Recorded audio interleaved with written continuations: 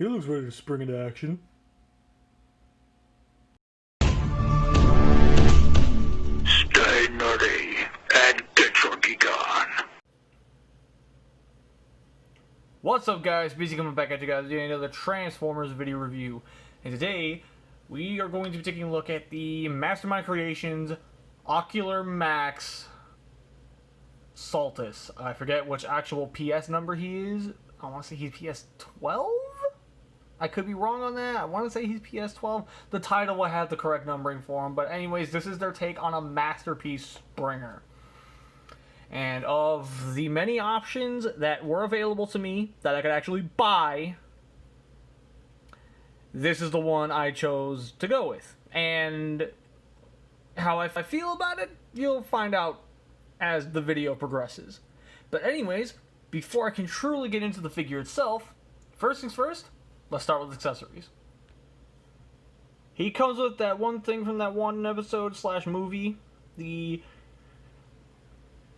I have better things to do tonight than die mortar cannon bomb thing, whatever this is. I choked on the line for a second, but yeah.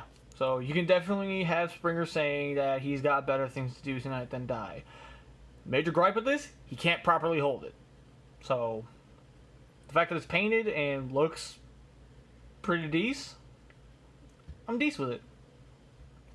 Another one of these, that one thing he did in that one episode kind of ordeal, is this spear. I don't precisely know what it's called. All I know is he comes with it, and this rod is a solid piece of die-cast. This sucker is tough. Like, you cannot bend this easily. That is one tough piece. Now, these bits are all separate pieces. I haven't tried to remove them prior to this, so because I've mostly just been kind of keeping it off to the side and not with my general display. But he does come with this. He comes with his standard rifle, which does have the flip down handle. This flips up for the vehicle mode storage. So say what you will about it. Some personally feel that, you know, paint would have been a nice little thing, although now I'm really looking at this, I think this is painted. Huh. I'm not willing to really look at it, but if it looks painted, it looks painted.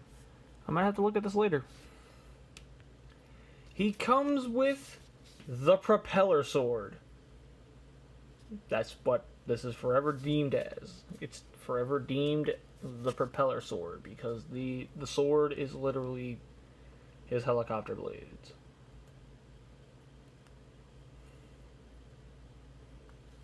Yeah, yeah, that's literally what it is. I'm definitely convinced now that the gun is painted because this gray is literally the same shade as the gray of the gun, but this gray is straight plastic. And the sword itself is a very, very nice paint, like whitish paint. I like just this. I like this. I like, but I also have issues with this. So, but we'll get into that later. And he comes with two optional heads. The one on the left is the more G1-y head, but with a grin. And the other is the Studio Ox head, which is the head that this initially is packaged with. I personally vastly prefer the full-on G1 head, so that's the one I went with.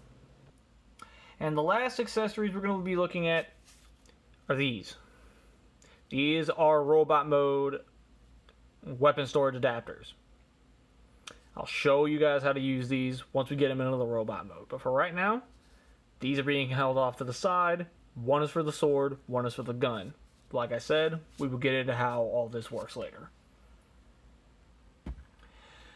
And now, we get into the actual talking of gimmicks. Gimmicks-wise, the car mode has flip-up headlights. which, as you can see here, is right there. Not die-cast, rubber tires. So when this thing rolls, it rolls. He's a solid, hefty chunk of die-cast, so that definitely helps with the rolling. And I actually, now that I have to think about it, I think these are actually used for vehicle mode as well. Let me double check this. Because that technically is the one for the gun. And, I mean, it works. I'm not 100% sure what this bit is used for. I want to say that it's actually meant to, like, side mount it. Over here? No? Huh. Oh, wait, I think I remember what it's for. Anyways, yeah, this can also be used to mount the weapons onto the car mode. The armored car mode. And when my last... Like, bear in mind, this has mostly been on display. I haven't really brought it down since getting it and transforming it a few times to see if I still remember how to do it. But basically this sword, I'm pretty sure it'll scrape the paint if you do it enough times, but the sword will indeed fit on this clip. And I have to admit, this looks absolutely ridiculous. I'm pretty sure I don't have that on the right way. But whatever. I'm just going to go ahead and pop the weapons off now. Now, as far as other gimmicks goes, if you have either the Spike from MP10 or Daniel from MP Ultra Magnus, that minifigure will indeed fit in this cavity. I'm not sure if MP44's little Spike or Sparkplug or Carly, I don't know if they will fit in here, but I know for a fact Hounds will not fit in here. So yeah, let that be said for what it is. As far as the hand feel goes, like I said, there's some die-cast construction on this, so therefore he is one heavy, hefty beast of a figure. So therefore, with these rubber tires, he can definitely get some rolling action going. He's taking out a bunch of stuff on the table as I do that too. So let me get that cleaned up anyways. Yeah, as you can see, he's got a nice roll factor to him. Even though that's one of those obligatory rules of reviews, you kind of gotta show it off because you gotta show it off. This is one of those things where I don't mind showing it off because of how smooth it rolls. And I apologize for the white balance on this. I don't know what's going on with it. Again, I'm still trying to figure out how this new camera works and a few of the functions. So please forgive me. But with that said, I want to say that's about it for car mode. So let's start turning this beast into the helicopter mode, which one of the major things that is definitely in this figure's corner is his transformation sequence, which we will get into right now.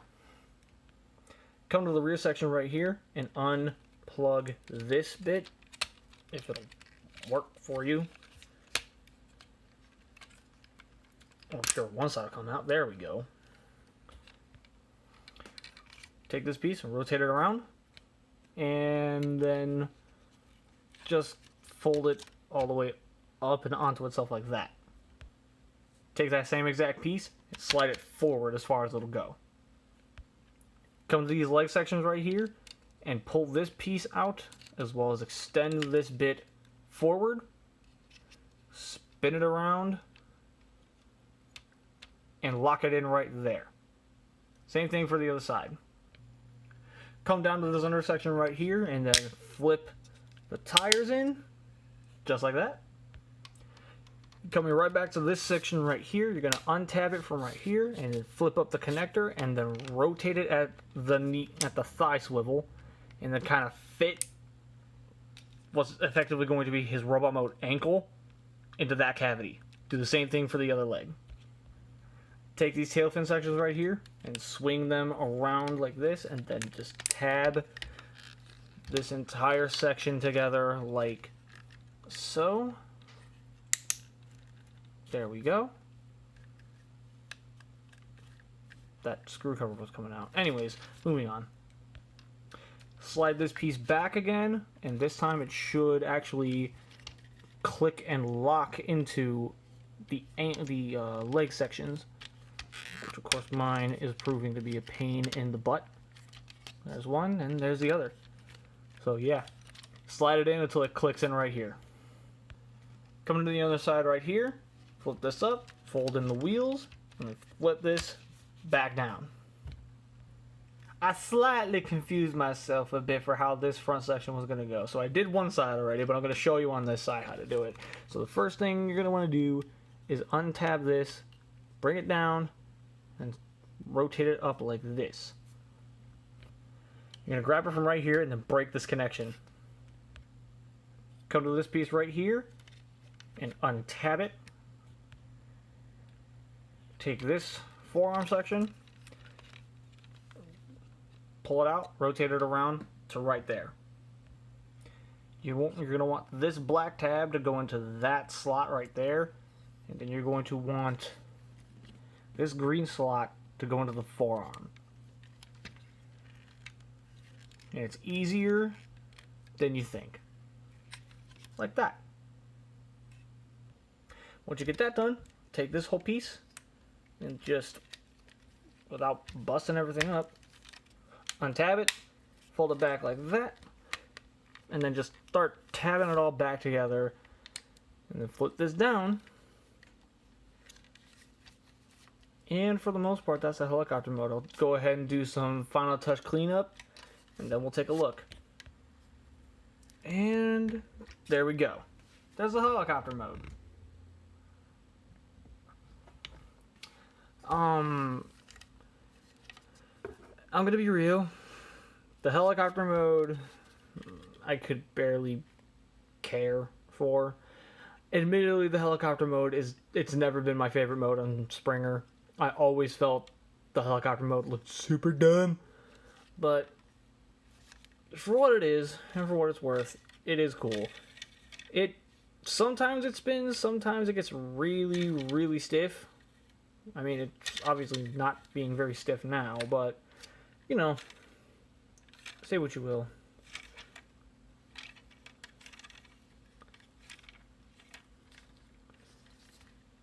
So yeah, fun.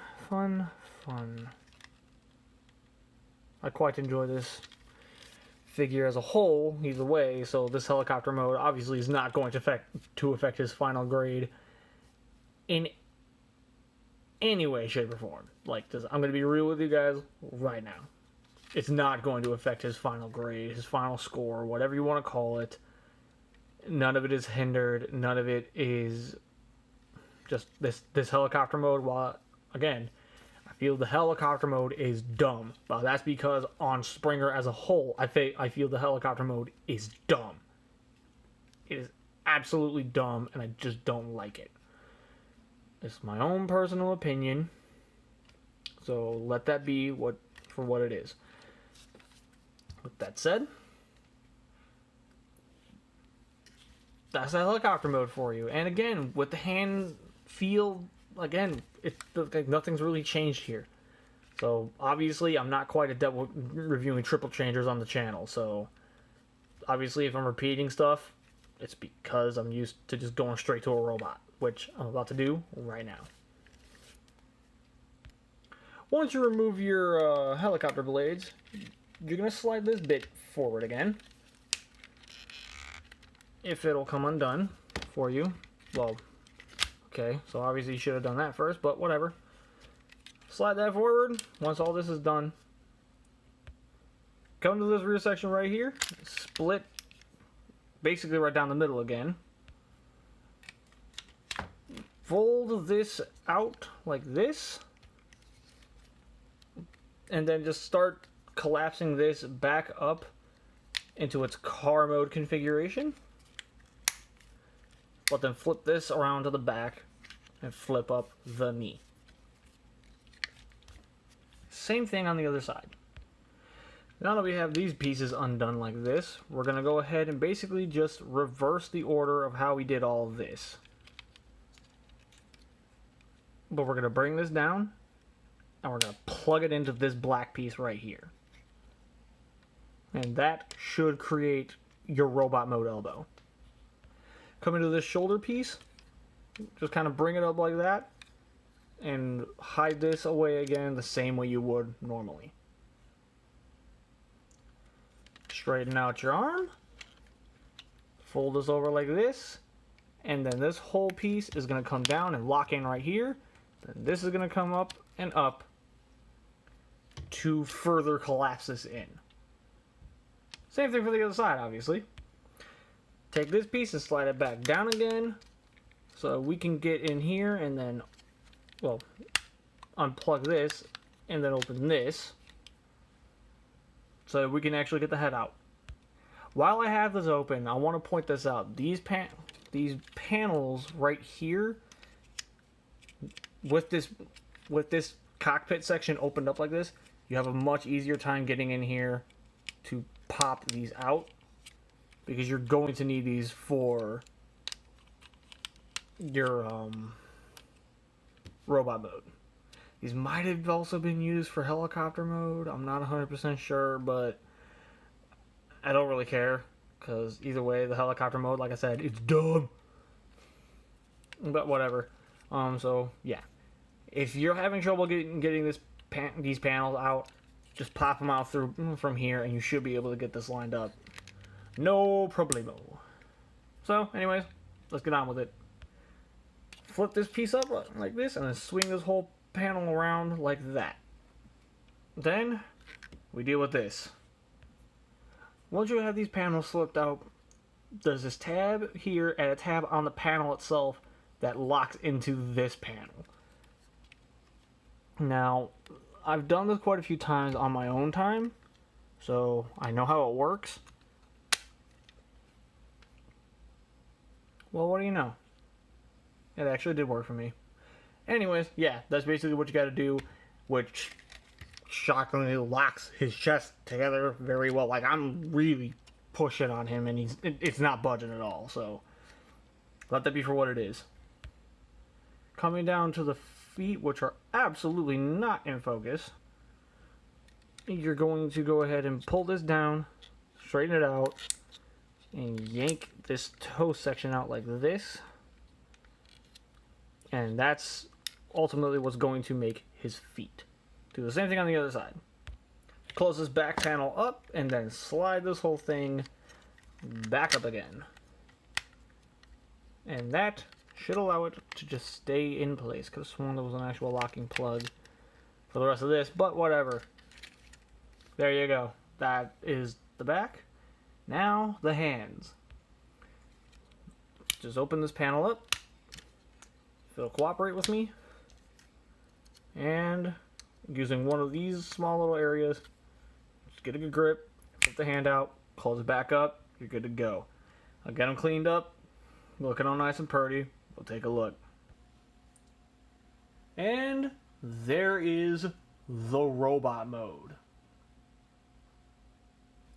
Before we go into the full-on details of it, a quick little gimmick that he has in this mode. These panels can flip open. Not 100% sure what that's meant for, but let it be for what it is. With that said, let's talk about this robot as a whole. I see what people are saying about the torso. I don't care. This, in my opinion, is the definitive Springer. This robot mode is borderline perfect in my eyes. In my eyes, this is a figure you should not be passing on under any circumstance. But we'll get into that more in final thoughts. So overall, he can indeed hold the weapons. He holds them via the typical masterpiece fashion. The spear, it doesn't have a tab, so he literally just kind of holds it by the staff entirely with friction. He can hold this thing like an absolute beast, which I found odd. This piece, which we have this adapter piece plugged into, gonna do my best to actually get it out. Again, just due to this now that I'm actually educated, great paint.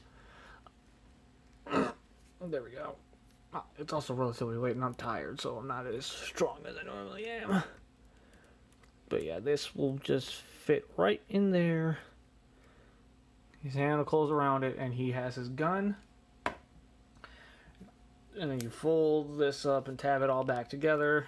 And you can put this in his other hand. Get it open. Set it in. And there you go. My biggest issue with this, he can't hold it worth a damn. This, he has a super solid grip on. Like, I literally had to whack that to get him to let go.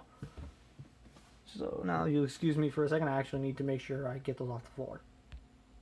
Size comparison wise, NP Sideswipe, NP Ratchet, and X-Transbot's Gravestone. Touching back on hand feel and build quality of the figure itself, the diecast construction goes such a long way for the robot mode, for he is a extremely stable bot. Of all the figures that I have messed with in the MP line, overall, this hands down has to be one of my most stable, if not the most stable figure that I have. It is simply a tank. An absolute tank. Now, obviously, this is a third-party figure, therefore it is not a officially licensed Hasbro Takara product, so therefore, this Autobot symbol will not come on yours. This is a Rebro label that I slapped onto this because I love this figure to absolute freaking death.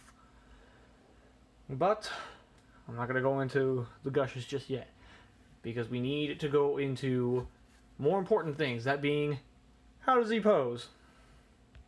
And as usual, we start with the head and with the feet. So the head is a hinged swivel. He can look from left to right, he can look up. He can kind of look down on the base hinge. That's actually the one that's in his neck. Or actually inside it. You get what I mean. You get what I mean. But he actually has another panel that his head is on that allows him to basically look into his own, well, look at what is basically the wall that is his chest. But you get the general, like, you get the gist. He can look down relatively well, which I like that a lot. Shoulder articulation wise, with the configuration like this, he doesn't get a whole lot of up.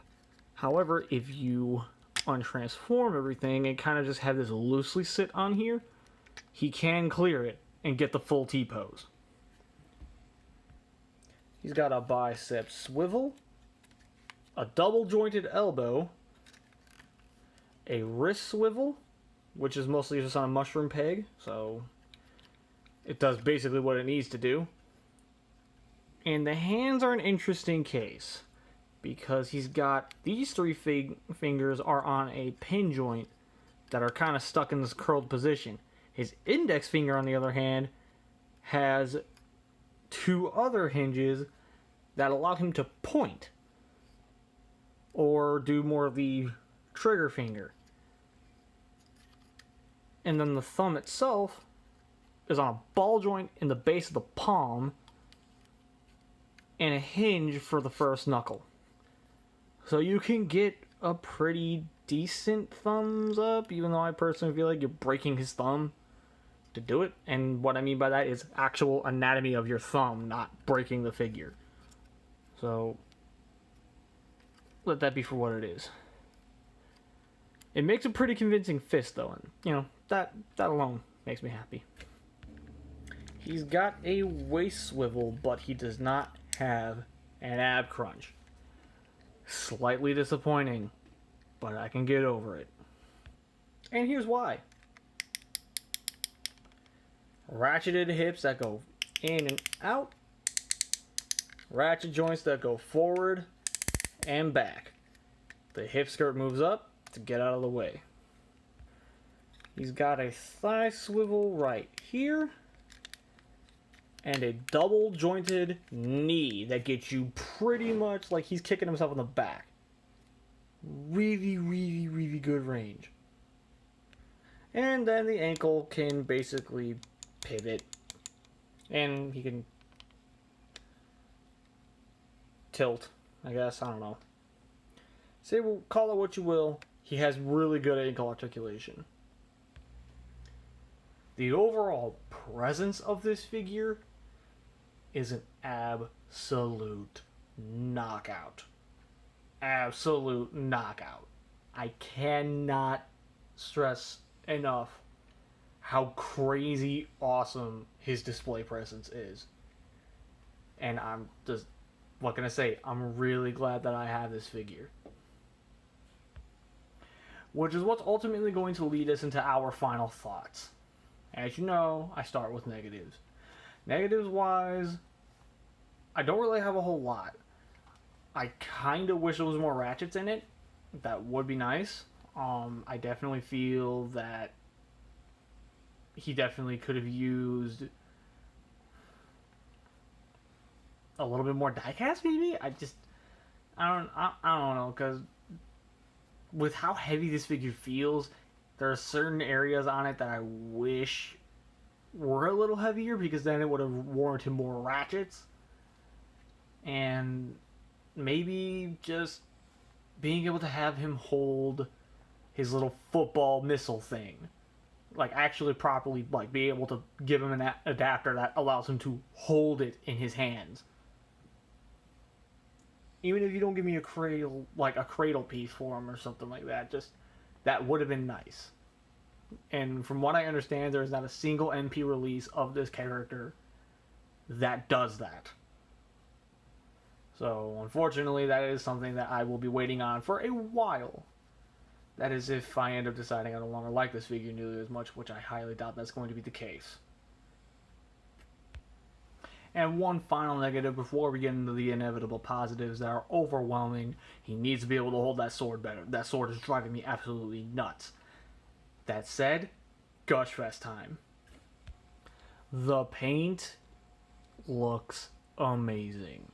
The diecast feels amazing. The articulation, with a few hiccups that I feel were a bit of an oversight, especially given how much they did manage to do, works like an absolute champ. His playability is second to none. They built this to look like a masterpiece, but handle like a chug. It's built to be able to allow somebody to actually play with it. And I love that. The transformation between all of his modes, regardless of which one you're going into, is smooth, easy, intuitive, and it does not make you want to bash your head into a wall. The display presence is second to none. The likeness of the character is spot on. You cannot tell me that this is not Springer. It is a fantastic figure on its own. And this is one of those figures that, even if you don't have others to properly display him with, and by that I mean fellow movie cast, this is a figure that holds his own.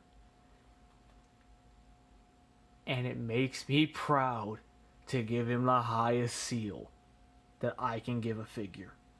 The BC seal. This figure is darn near perfect. I cannot stress it enough. The BC seal is not one I will throw around on any figure I choose. The only way a figure is going to receive this seal is if it blows my absolute friggin' mind. That is precisely what this did. Blew my mind to its absolute core. I love this figure. It's one of my favorites. It's definitely a purchase that I made this year that I have no remorse for. And I cannot wait to see what else the Ocular Max line has past Defensor. I cannot wait. With that said, guys, this is BC saying stay here and get your geek on. I'll talk to you guys later.